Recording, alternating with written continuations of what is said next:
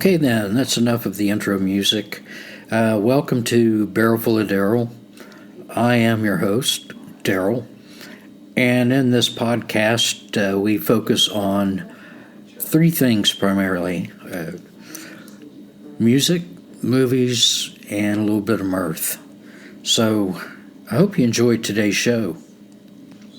The topics for today's broadcast are the band EELS, the movie Shrek, and with a few little extras thrown in for your enjoyment. So let's talk about the band EELS. There's a guy out there named Mark Oliver Everett, and he is the founder, the front man, and basically the band EELS. It's not the EELS, it's just EELS. And the name is stylized in all capital letters, EELS. I first became familiar with EELS when I first watched the movie Shrek. His song, My Beloved Monster, is featured in the movie, and it really grabbed my attention right away. This song is included on his first album under the band name EELS, and the name of the album is Beautiful Freak, which launched his career as a pop star. Previously, he had two albums released, basically under the band name E.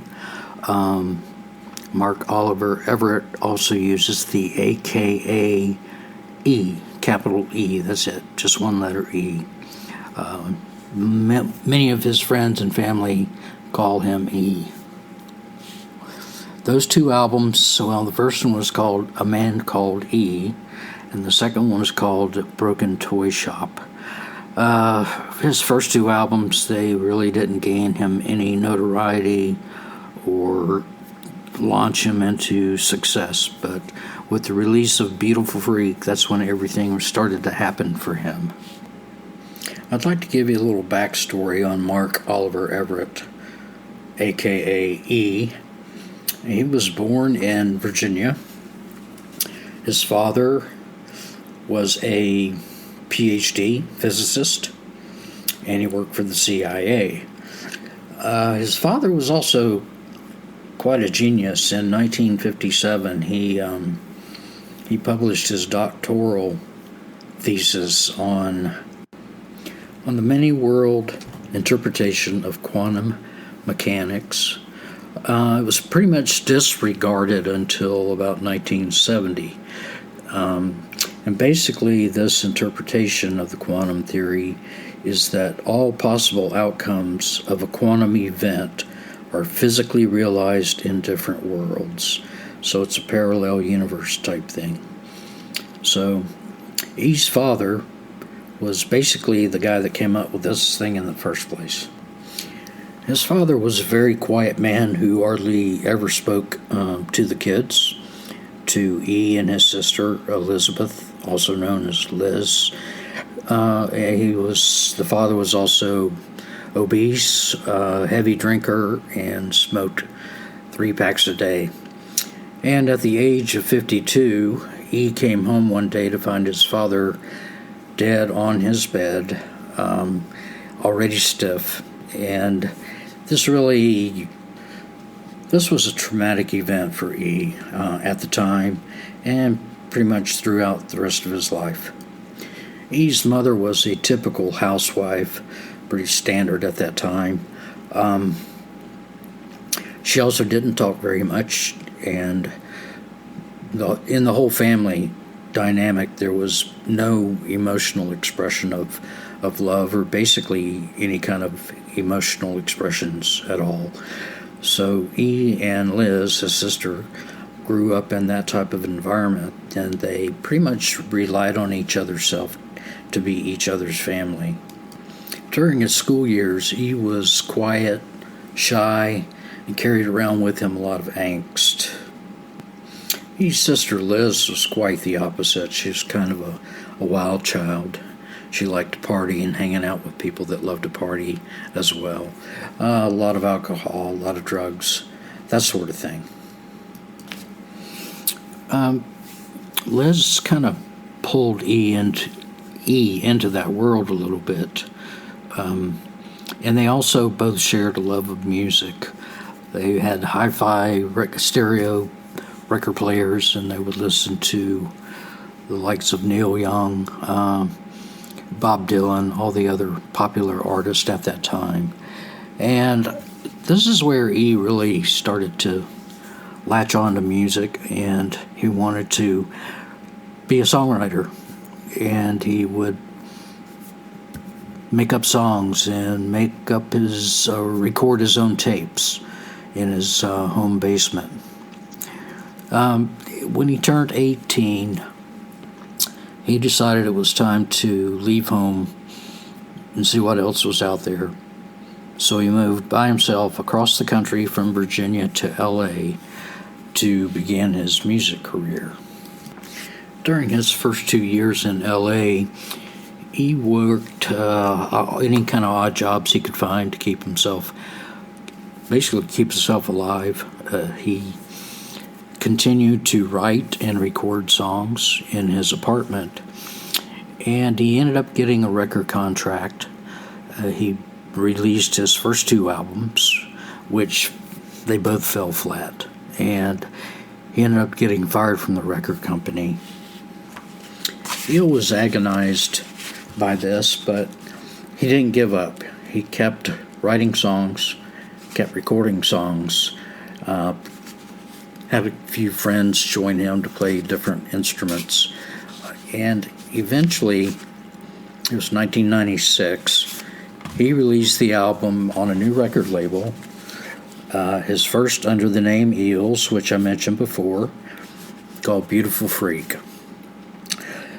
This album had several hit songs on it.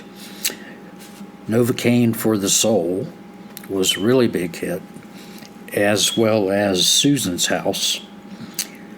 So this launched him into fame, basically. He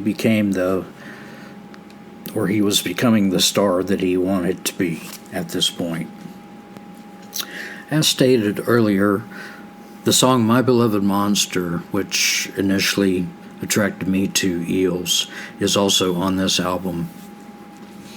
Soon after this album's release, with E's popularity soaring, he got a call from his mother saying that his sister Liz had committed suicide. She had been found laying on her bathroom floor and had taken an overdose of pills. No big surprise, he was devastated by this. He had lost his sister, who happened to be his best friend, and basically his only family in the world. A bit later on, E's mother called him and told him that she had cancer, and within the 2 years after Liz's death, she died as well, leaving E the only remaining family member from his nuclear family. So E channeled his grief into the writing of his next album, the second one under the EELS name, called Electroshock Blues. It's a very touching album. It's written from the heart with a lot of emotion. Just to give you an idea, here's some of the song titles on this album. Elizabeth on the Bathroom Floor, Going to Your Funeral, Parts 1 and 2, Cancer for the Cure, My Descent into Madness, Hospital Food, Last Stop This Town, Climbing to the Moon, Dead of Winter, The Medication is Wearing Off. Every song on this album is a standout. It's my favorite EELS album. Many of his later albums are also really good, but this one to me is above all the others, top notch. So if EELS are unknown to you, and if I have sparked your interest or curiosity, I suggest you start with first 3 albums, Beautiful Freak, Electroshock Blues, and also Daisies of the Galaxy. Much of this latter album, Daisies of the Galaxy, was used in the musical score for the movie Yes Man, starring Jim Carrey and Bradley Cooper. EELS songs have also been used in each of the Shrek movies as well. Coming up, we're probably going to talk about the movie Shrek a little bit more. But first, a word from our sponsor. Be right back. Well, howdy, y'all. This is Billy Ray Bubba, the best damn car salesman in Scratch Ankle, Alabama. I just want to tell you about a few of our specials this week. I got a 1977 Yugo with somehow got low miles on it. I also got the bottom half of a smart car, as well as an AMC Gremlin ain't got no windshield. And I got a single-speed Schwinn bicycle with a banana seat and a sissy bar. So if any of these strike your interest, you come on down and talk to Billy Ray Bubba. Oh, by the way, I got a new business location. My neighbors got real tired of seeing my cars in my front yard, so I have moved into the alley behind Piggly Wiggly in downtown Scratch Ankle, Alabama. So you'll come on down and see Billy Ray Bubba. I'm looking forward to it. Okay, welcome back. It's time to talk about the movie Shrek. And if you have not seen this movie, or if you have not heard of it, crawl out from under your rock, put me on pause, and go watch it now. You'll be glad you did. Great movie. Shrek is just a tremendous animated movie. Great cast of voice actors, including Mike Myers as Shrek, Cameron Diaz as Fiona, Eddie Murphy as Donkey, and John Lithgow as Lord Farquaad. Yeah, funny name. Without this cast, the movie would have certainly been diminished, in my opinion. It is interesting to note that Chris Farley was the original voice actor for Shrek, and he had recorded most of the dialogue before he died. So Mike Myers steps in, and he kills it. He became Shrek, no doubt.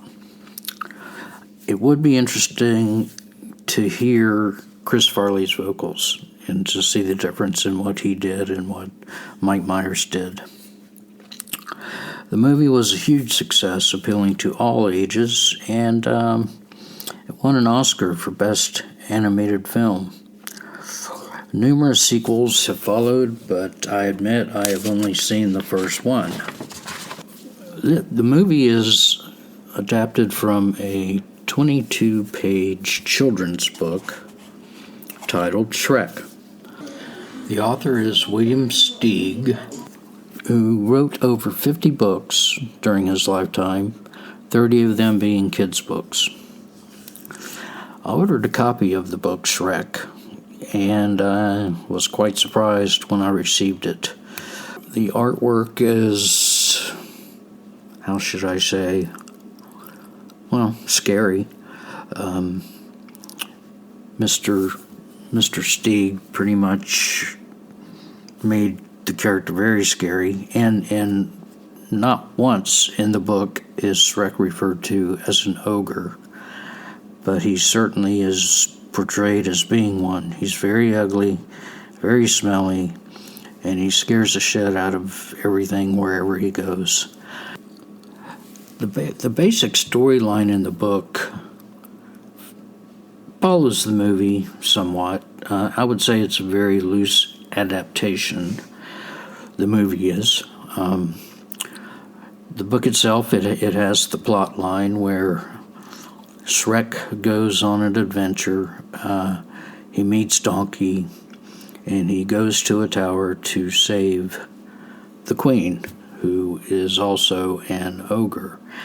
There's no curse on this queen. She's not a pretty lady at all to begin with, and morphs into an ogre overnight, as in the movie. She's pretty much an ogre right off the bat, and they fall in love and they get married. So it's basically the same story, just a lot of artistic license taken in the movie, which is great.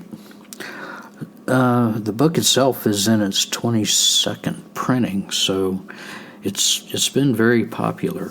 It was first published in 1990, and Mr. Steig is definitely a prolific author. I'm sure he did well financially in all the books that he did. I'm very glad that the movie Shrek was made, even if it's not a very true adaptation to the book. It's a great movie to watch over and over again. So now we come to the word of the day. And the word of the day is pants. You know, the article of clothing that you wear below your waist. Why do we call them pants? Well, it's interested me enough to go ahead and do a little bit of research on it, and I want to share that with you now. In 16th century Italy, there was a comic theater, and one of the actors or characters was named Pantalone, and he always wore these tight-fitting red, call them breeches or trousers for now. It went, from his waist all the way down to his ankles, and they began to be called pantaloons after the actor Pantalone. So pantaloons became a popular name for this article of clothing. And in the 19th century, in the U.S., the word pantaloons was abbreviated to the word that we know today, pants. And it's been that way ever since. Not so much in Europe, or especially Great Britain. Pants is what we know as underwear, and they use the term trousers, I suppose, which we also use, but not as much as they do. So it's kind of an interesting story about this word, where it came from, why we use it. By the way, pants is a plural tantrum, and that means it's basically a noun, represents a single item in plural form. So there you go. Now for the question of the day. What is it that makes the wind blow? That's a good question, huh? Just want to see how many of you out there may be scientists. And the answer to that question, we'll take a look at that in our next podcast. So thanks for joining in. I hope you enjoyed it, maybe learned a thing or two, and I appreciate you listening.